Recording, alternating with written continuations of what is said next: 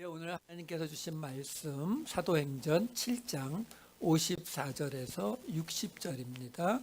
사도행전 7장 54절에서 60절까지 말씀 제가 읽어드리도록 하겠습니다. 그들이 이 말을 듣고 마음에 찔려 그를 향하여 이를 갈거늘 스데반이 성령 충만하여 하늘을 우러러 주목하여 하나님의 영광과 및 예수께서 하나님 우편에 서신 것을 보고 말하되 보라 하늘이 열리고 인자가 하나님 우편에 서신 것을 보노라 한데 그들이 큰 소리를 지르며 귀를 막고 일제히 그에게 달려들어 성 밖으로 내치고 돌로 칠세 증인들이 옷을 벗어 사울이라 하는 청년의 발 앞에 두니라. 그들이 돌로 스데반을 치니 스데반이 부르짖어 이르되 주 예수여 내 영혼을 받으시옵소서 하고 무릎을 꿇고 크게 불러 이르되 주여 이 죄를 그들에게 돌리지 마옵소서. 이 말을 하고 자니라. 아멘. 지난주에는 우리 이 목사님 전해 주셨고 지지난주에 우리는 이 사도행전에 나오는 가장 큰 설교인 스데반의 설교 안에 나타나는 구약 성경과 실제로 다르게 나타나는 것들이 있었죠. 그래서 그 원인이 바로 헬라어판 70인역이나 또는 사마리아 오경 또는 사마리아 사람들의 전통에 따른 이야기를 그대로 스데반이 인용했고 누가가 또 그대로 그것을 옮겨 적었기 때문에 우리에게까지 전해졌는데 그 의미가 무엇인가를 우리가 살펴보았습니다. 그때도 말씀드렸지만 사실 사도행전의 가장 큰 주제이고 가장 중요한 부분이 바로 그 부분이라고 말씀을 드렸어요. 마치 예수님의 12사도가 히브리파인데 다 히브리인이잖아요. 그런데도 헬라파 7집사를 뽑아준 것. 그 헬라파 7집사가 지금 히브리 사람들이 주로 보고 있었던 구약 성경이 아닌 사마리아 오경을 인용하고 있음에도 그걸 그대로 받아주고 있었던 것. 이것이 결국 우리에게까지 연결되는 이야기다라고 말씀드렸잖아요. 여러분 사실 지금 우리가 보고 있는 이 사도행전을 다른 말로 성령행전이라고 이야기하지 않습니까? 그 말은 성령이 오시면서 성령이 우리에게 임하면서 성령이 예수님의 제자들에게 임하면서 일어났던 일들을 기록하고 있는 거잖아요. 그런데 사실 오순절에 성령이 임했을 때 나타났던 사건을 보면 다른 말로 하나님의 큰 일을 행하시는 것을 말한 것밖에 없어요. 우리는 오순절 성령 그러면 제일 먼저 떠오르는 게 기적이 일어나고 병이 낫고 귀신이 내쫓겨가 이것부터 떠올리지만 실제로 오순절날 당일날 일어난 일은 그 여러 가지 언어로 하나님의 큰 일을 행하신 것을 말한 것 그거밖에 없거든요. 그러니까 성령 행전, 성령이 오셔서 행하신 일들을 기록했다라고 하는데 이 사도행전에서 말하는 성령이 오셔서 행하신 일이 뭐냐라는 거죠. 이걸 혼동하시면 안 돼요. 이 사도행전을 따라가는 동안에 이 가장 큰 주제를 흔들리시면 사도행전을 보는 아무런 의미가 없단 말이에요. 하나님이 말씀하시잖아요. 내가 거룩하니 너희도 거룩하라. 그 말이 뭐라고요? 내가 구별되니까 너희도 구별되라. 하나님이 이 세상에 있는 그 어떤 신들과도 비교가 되지 않는 독특한 유니크한 하나님이시니까 너희도 다른 어떤 사람들과도 비교되지 않는 유니크한 모습으로 있어라. 이게 이야기거든요. 그런데 무엇으로 우리가 세상과 구별되느냐라는 거죠. 신을 잘 믿어서 병이 낫고 다른 종교에도 있어요. 우리는 그 사람들은 가짜야 뭐 이렇게 말하지만 그 사람들은 또 우리 보고 가짜라 그래요. 그건 어차피 아무 의미가 없어요. 신을 잘 믿어서 모든 문제가 해결되고 다른 종교에도 다 있어요. 기독교에서만 말하는 유일한 게 뭐예요? 우리가 믿는 하나님이라는, 우리는 그 하나님이 이 우주를 다스리시는 창조주라고 믿잖아요. 그 말은 뭐예요? 이 세상에 그 어떤 신이 있든 없든 우리가 믿는 하나님이 가장 최고 정점에 계신 그 모두를 다스리는 신이다. 이게 우리가 믿는 거잖아요. 그렇죠? 근데 그 신이 당신의 영을 우리 안에 넣어 주셔서 우리가 하나님이 주시는 그 능력을 사용할 수 있다. 이게 성경이 우리한테 말하는 거잖아요. 그렇죠? 근데 여기까지는 다른 종교도 크게 다르지 않아요. 우리가 어느 종교에서 어느 신을 믿는다, 그 신이 우리에게 능력을 줘서 우리가 많은 일을 행할 수 있다, 이렇게 말하는 것까지 다 똑같다니까요. 그 말은 그것 가지고는 구별되지 않아요. 거룩해지지 않는다고요. 그러면 구별되는 게 뭐예요? 온 우주를 다스리는 신, 그 신의 영을 우리가 받고 그의 능력을 받았는데 그 능력으로 뭐 한다고요? 십자가 진다고요. 그 능력으로 죽으러 간다고요. 이걸 말하는 종교는 없어요. 이걸 말하는 신은 없단 말이에요. 사도행전은 성령행전이란 말, 네, 좋아요. 아주 좋은 말이에요. 성령이 임하면 낮아지는 모습, 십자가 지는 모습, 그 모습을 보여주게 되는 책, 그게 사도행전이에요. 그게 지난주 이야기였다고요. 자, 그것만 하고 지나가기에는 이 스데반의 설교가 너무 길잖아요.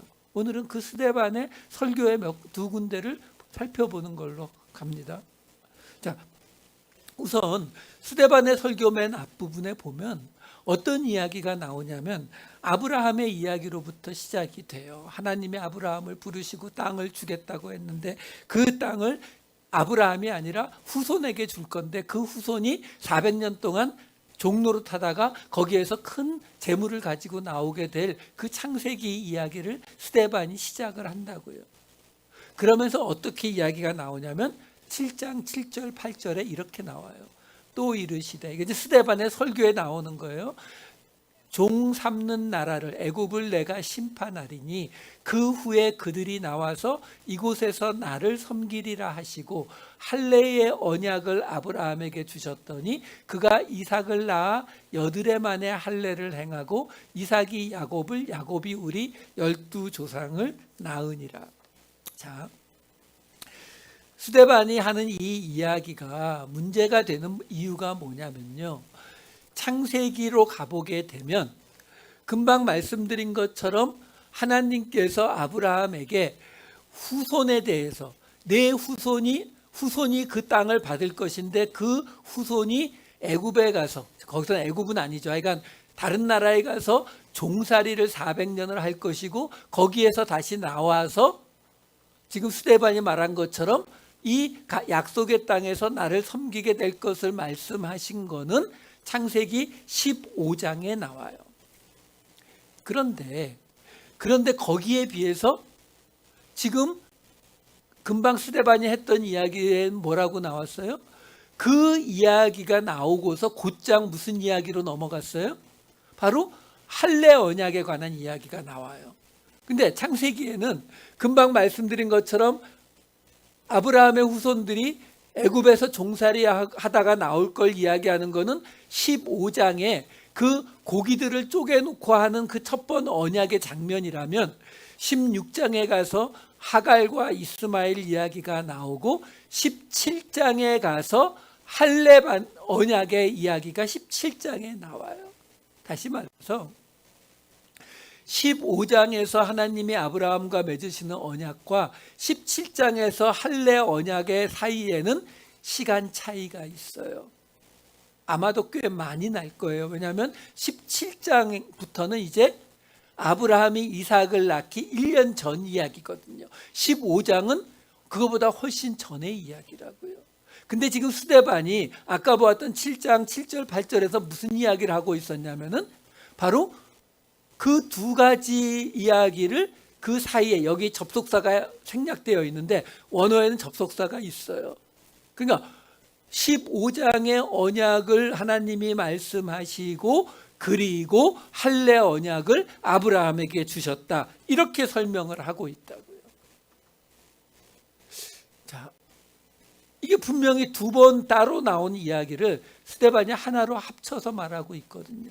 그럼 15장에서 하나님과 아브라함이 맺었던 언약은 어떤 언약이었냐면 창세기 15장 9절에서 11절을 보시면 여호와께서 그에게 이르시되 나를 위하여 3년 된 암소와 3년 된 암염소와 3년 된 수량과 산비둘기와 집비둘기 새끼를 가져올지니라.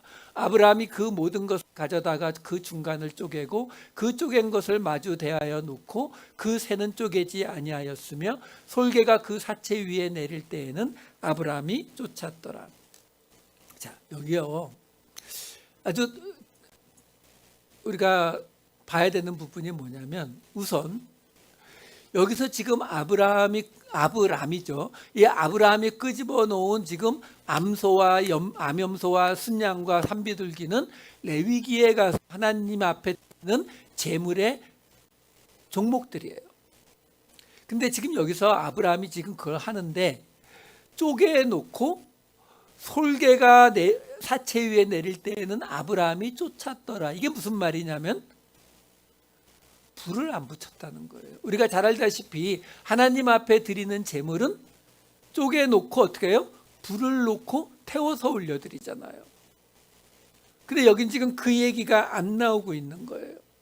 그러면 이 이전에는 그렇게 제사를 드리는 것이 없었느냐? 있었어요.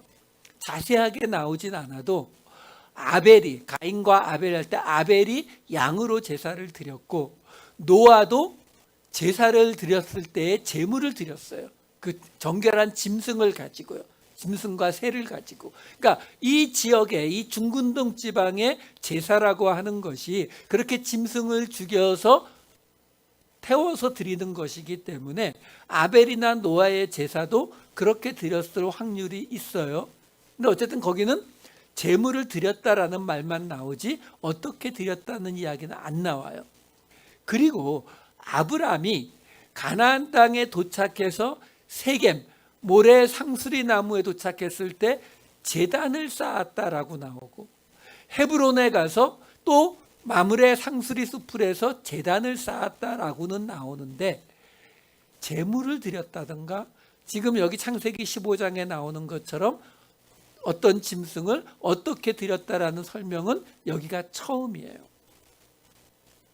무슨 말씀을 드리는 거냐면 그 이전에 금방 제가 지금 말씀드린 것처럼 분명히 그렇게 제사들을 드렸을 거예요. 그러니까 제물을 드렸다, 제단을 쌓았다라는 표현들이 나왔겠죠. 하지만 창세기가 분명한 것은 아브라함이 짐승을 쪼개서 불에 태워 드리는 이 제사를 드린 것에 대해 분명하게 말씀하는 장면은 이 창세기 15장이 처음이라고요. 근데 이 솔개가 내릴 때 이제 아브라함이 쫓았단 말이에요. 그리고 이제 밤이 됐잖아요. 밤이 됐을 때 어떤 일이 벌어졌다고 이 창세기 15장에 나오냐면 창세기 15장 12절에 이렇게 나옵니다. 해 질 때에 아브라함에게 깊은 잠이 임하고 큰 흑암과 두려움이 그에게 임하였더니. 이게 원어를 보게 되면은 여기에 나오는 깊은 잠이 임하고 흑암과 두려움이 그에게 임하였더니 이 부분이 어떻게 돼 있냐면은 직역을 하게 되면은 깊은 잠이 아브라함 위에 떨어지고 큰 심한 흑암과 두려움이 그에게 떨어졌다 이렇게 나와요. 이런 장면이 어디에 나오냐면 바로 하나님이 아담을 잠들게 하시는 장면이 이렇게 나와요.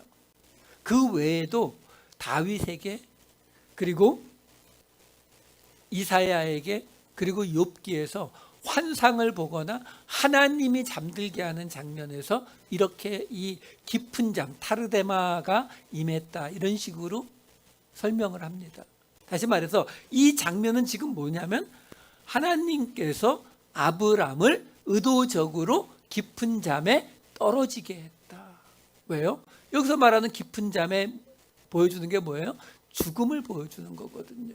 아담을 죽여서 그의 옆구리에서 이불을 만들어낸 것처럼 지금 아브람을 죽여서 그로부터 무엇을 끄집어냈어요? 창세기 15장 17절로 가면 뭐가 나와요?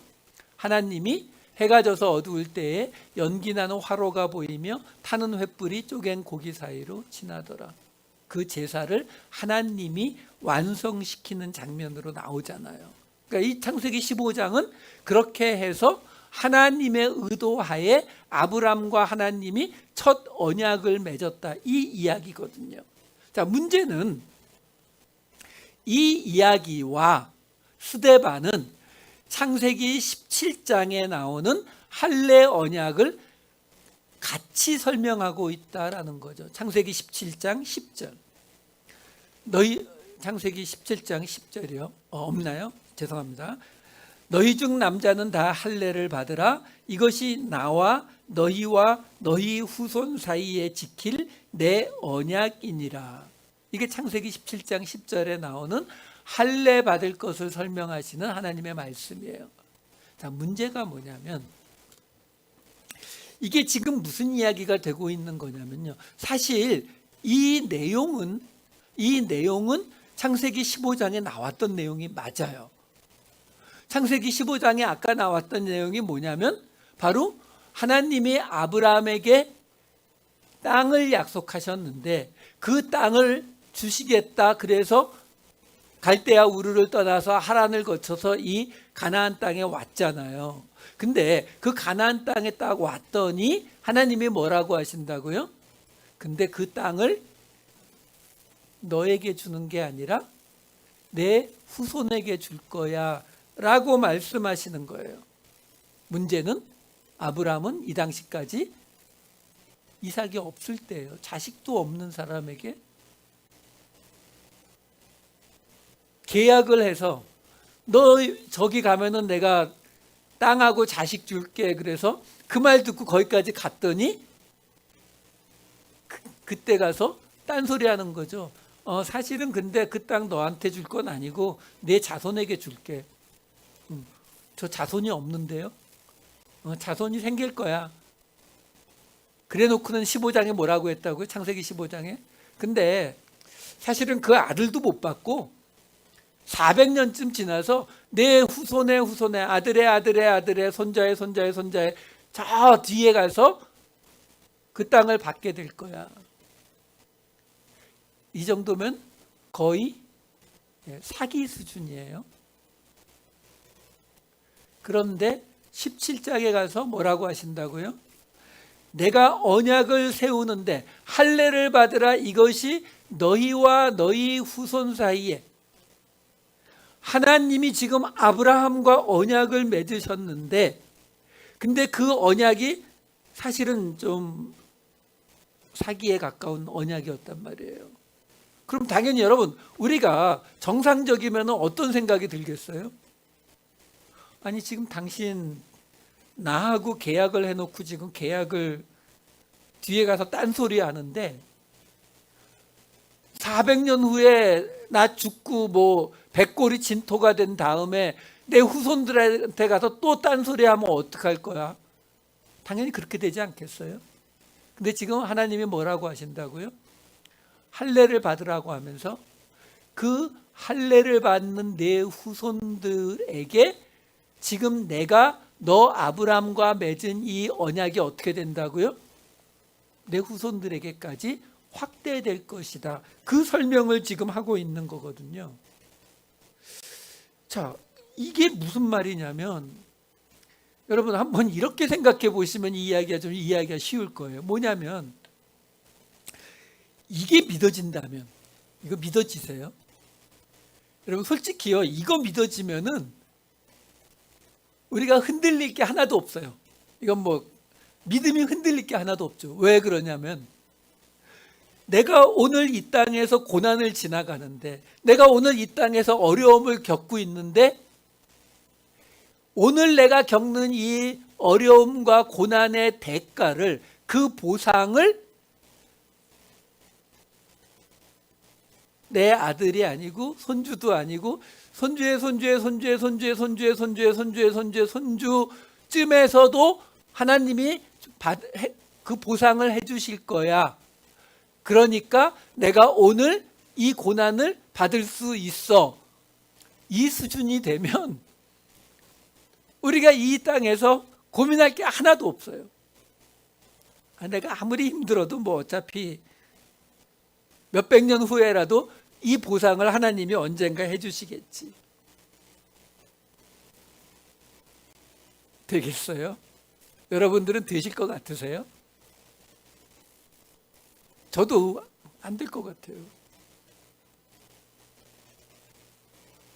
근데 그걸 뭐라고 한다고요? 스데반이 할례 언약이라. 이걸 연결시키고 있는 거예요. 그래서 하나님이 할례 언약을 맺게 하셨다라는 거죠. 그게 뭐라고요? 여러분, 이렇게 지금 제가 말씀드린 이 이야기, 내가 오늘 겪는 이 모든 일들을, 내가 하나님의 일을 하느라고 겪고 있는 이 모든 어려움들을 언젠가, 인류의 역사가 남아있는 한 언젠가 하나님이 누군지도 모를 내 후손에게 보상해 주시겠다는, 이걸 믿는 거 사실 좀 어렵잖아요. 그렇죠? 근데 한번 이렇게 생각해 보죠.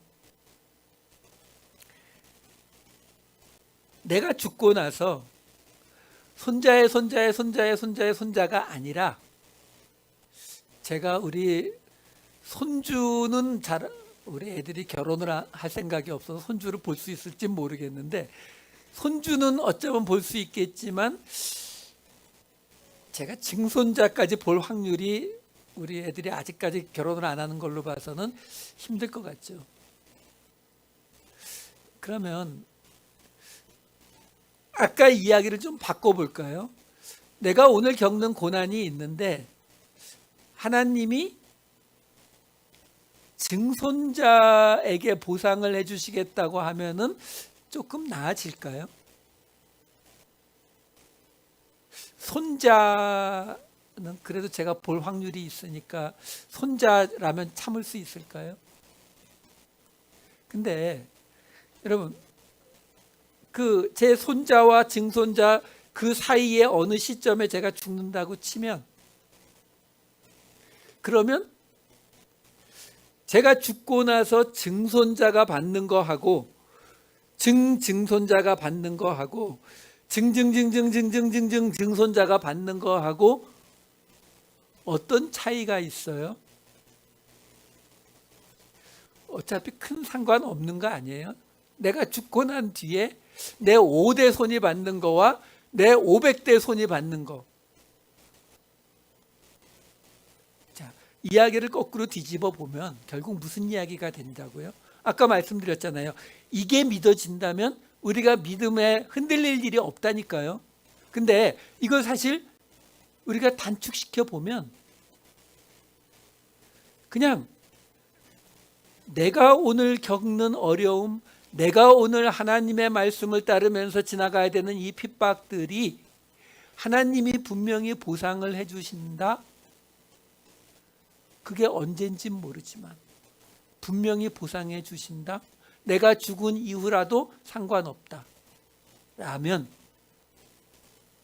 400년까지 안 가도, 여러분 내일 모레 죽는다라고 생각해 보시자고요. 내일은 너무 급하니까 내일 모레쯤.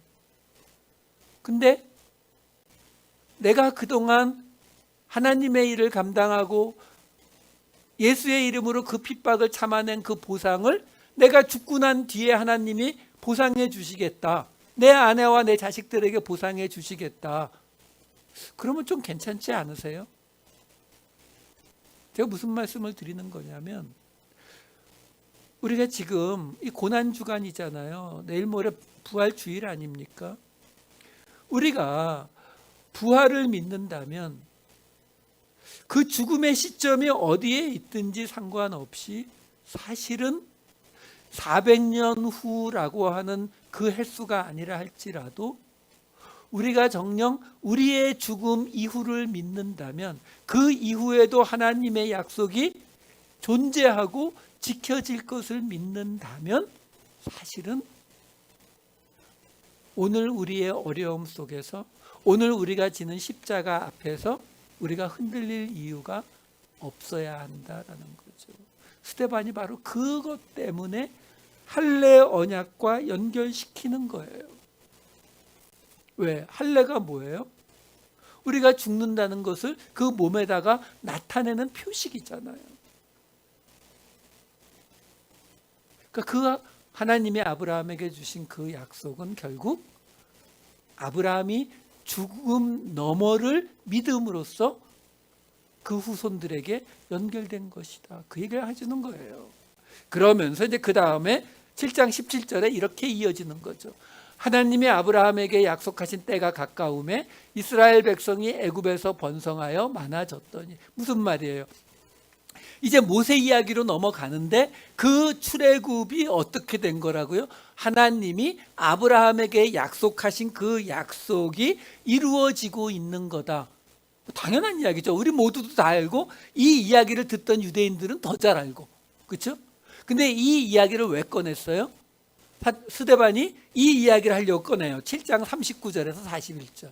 우리 조상들이 모세에게 복종하지 아니하고자 하여 거절하며 그 마음이 도리어 애굽으로 향하여 아론더러 이르되 우리를 인도할 신들을 우리를 위하여 만들라. 애굽 땅에서 우리를 인도하던 이 모세는 어떻게 되었는지 알지 못하노라 하고 그때에 그들이 송아지를 만들어 그 우상 앞에 제사하며 자기 손으로 만든 것을 기뻐하더니. 이 이야기를 지금 스데반이 왜 꺼내요? 애굽에서 나온 그거, 애초부터 아브라함에게 하나님이 약속하신 언약, 할례의 언약이 완성되고 있는 것이었는데 그 언약을 누가 안 지켰다고요? 그 금송아지를 누가 만들었다고요? 아론이요. 여러분, 지금 이 스데반의 이야기가 왜 나왔는 줄 아세요? 이 설교가 공회에 끌려갔을 때 대제사장이 스데반에게 너를 고발하는 이것들이 사실이냐라고 물어서 대답하고 있는 거예요. 대제사장은 누구의 자손이에요? 아론이요. 그러니까 지금 스데반이 무슨 이야기 하는 거예요? 하나님이 주신 그 아브라함의 언약이 지금 모세를 통해서 이어졌을 때 그 언약을 깨닫지 못했던 게 누구라고요? 지금 나한테 묻는 너, 대제사장, 너희 조상 아론. 이거 설명하는 거예요.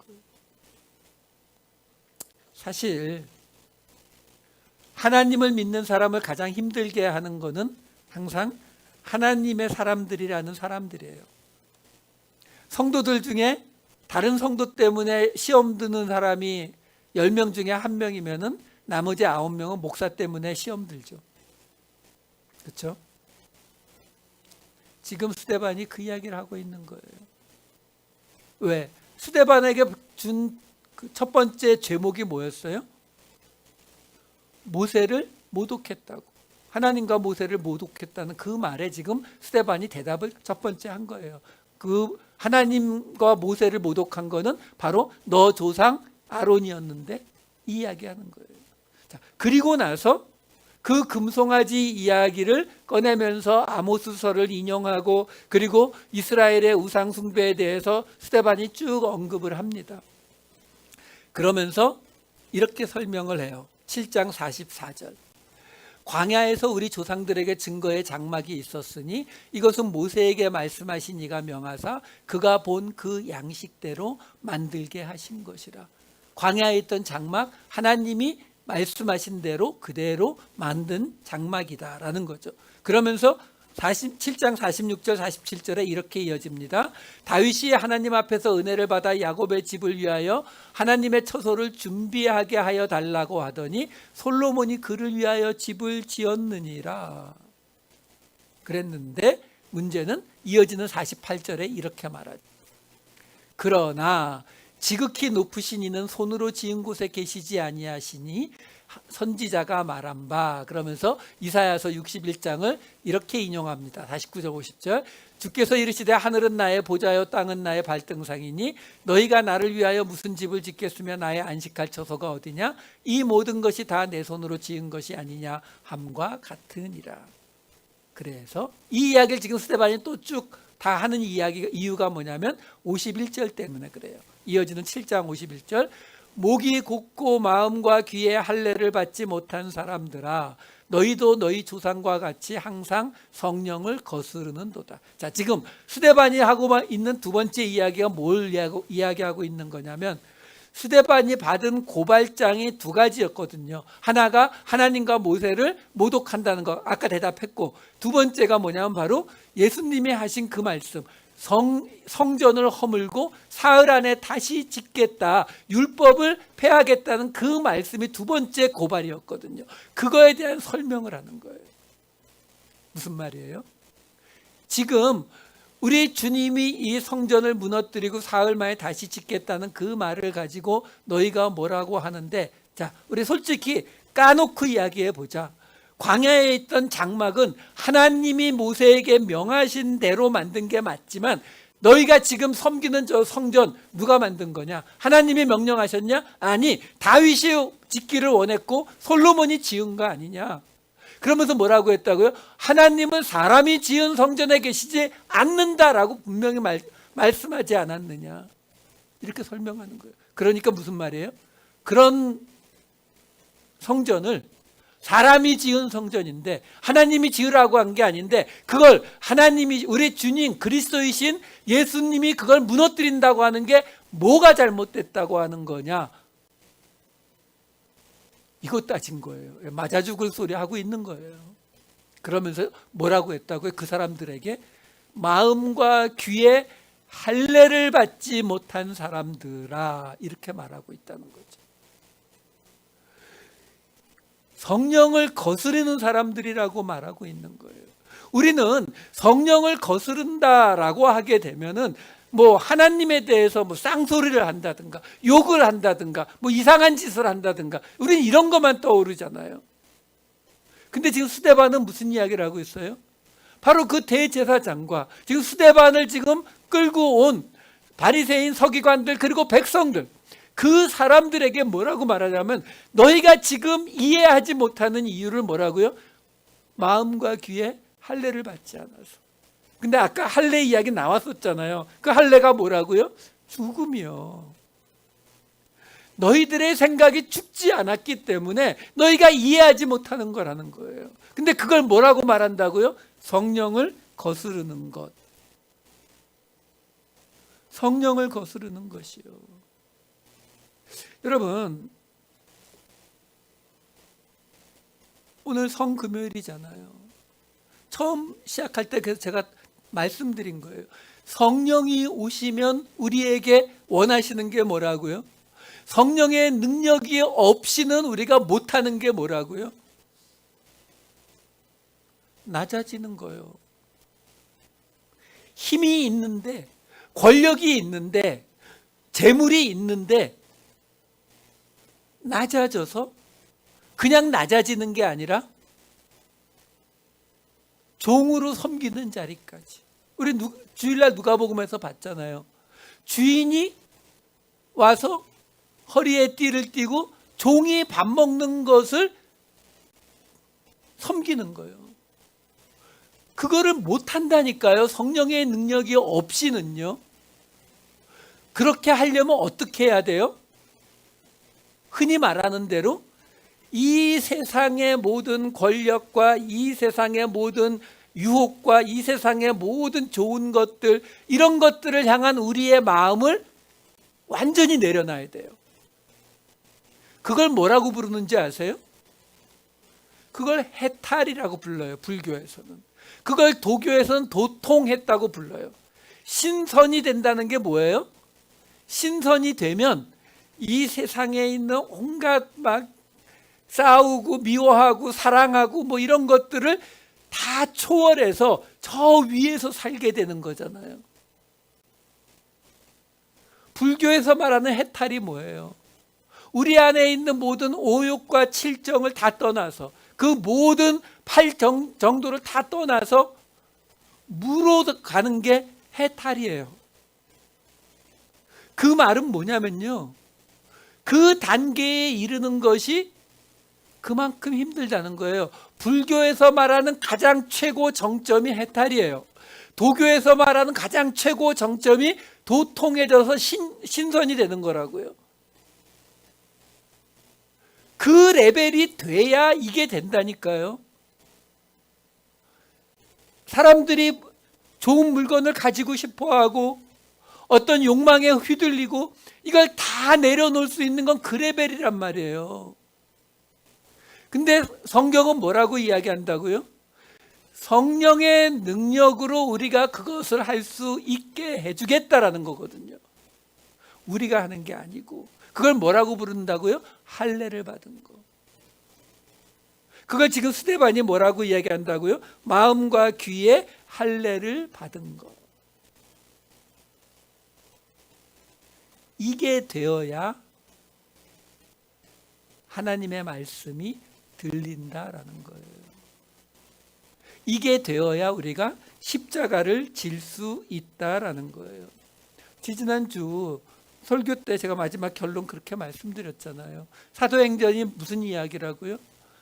예수님이 하시던 것을 성령이 와서 행하시고, 성령이 행하는 것을 사도들의 손을 통해서 행하고, 사도들이 행하는 것이 일곱 집사 헬라파 유대인들을 통해서 행해지고, 그 일곱 집사가 지금 스데반을 통해서 그리고 빌립을 통해서 했던 그 일들이 우리에게 전해지는 거, 그렇죠? 그래서 예루살렘 회의도 말씀드렸고 고넬료도 말씀드렸잖아요. 근데 그게 이루어지려면 어떻게 해야 된다고요? 내가 가진 권력, 내가 가진 것, 그것을 포기해야 그 모습들이 나온다니까요. 여러분이 사도행전 저 뒤에 가면 무슨 이야기 나와요? 예수님의 사도들하고 싸우진 않았죠. 그러니까 회의까지 해가면서 이방인들에게 할례 받을 필요 없다고, 음식 가려 먹을 필요 없다고 해서 했던 게 사도 바울이잖아요. 근데 그 사도 바울이 예루살렘에 왔을 때에 그를 따르던 사람들을 성전에 가서 할례 받게 해요. 사도 바울이 바울 서신서 내내 주장했던 게 뭐예요? 할례 받을 필요 없다. 그래 놓고 자기는 자기 제자들 예루살렘에서는 데리고 가요. 왜요?